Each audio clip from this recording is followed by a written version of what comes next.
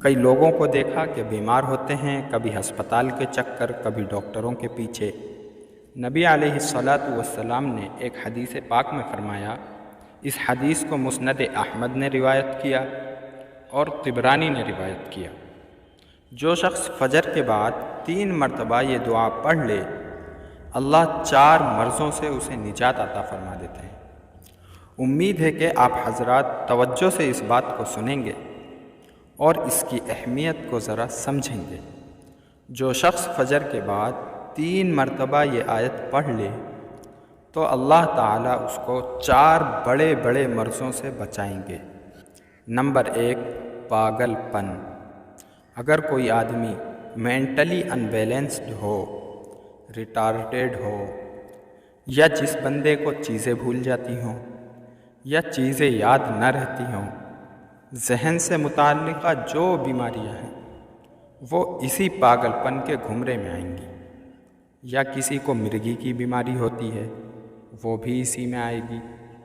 جو پہلی بیماری اللہ تعالیٰ دور کرتے ہیں وہ ہے پاگل پن، اور دوسری بیماری کوڑھ پن۔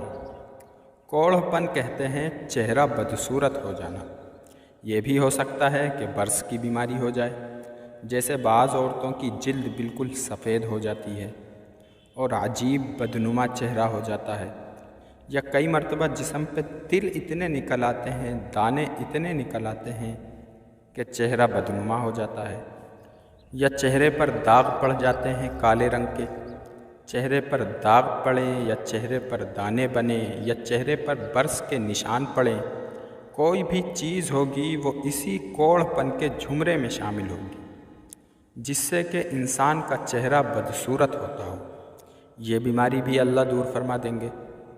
اب جن بیچاریوں کو بیوٹی پارلر پہ جانے کا شوق رہتا ہے اور اپنے فیس پر وہ پتہ نہیں کیا کیا پروسیس وہ کرواتی ہیں، تو ان کو تو چاہیے وہ اس آیت کو، اس فقرے کو بار بار پڑھیں تاکہ اللہ تعالیٰ ان کے چہروں کی خوبصورتی دیر تک سلامت رکھے۔ اور تیسری چیز ہے اندھا پن۔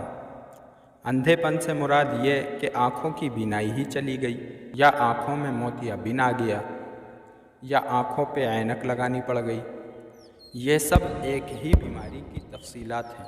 تو جن کی نظر کمزور ہو وہ بھی پڑھ سکتے ہیں، یا جن کو لینس لگانے پڑتے ہیں، کنٹینٹ لینس سے ہی یا کچھ اور جن کی بینائی چلی گئی، اللہ ان کے لیے بھی آسانیاں فرما دیتے ہیں۔ تو پاگل پن کی بیماری ختم، کوڑھ پن کی بیماری ختم، اندھے پن کی بیماری ختم، اور چوتھا فرمایا فالج کی بیماری ختم۔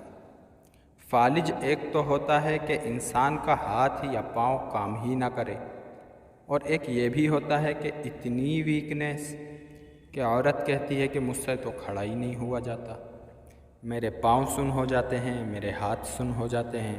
یہ ساری چیزیں کمزوری اور فالج کی ابتدائی اسٹیج ہے۔ تو یہ سب چیزیں ٹھیک ہو جاتی ہیں۔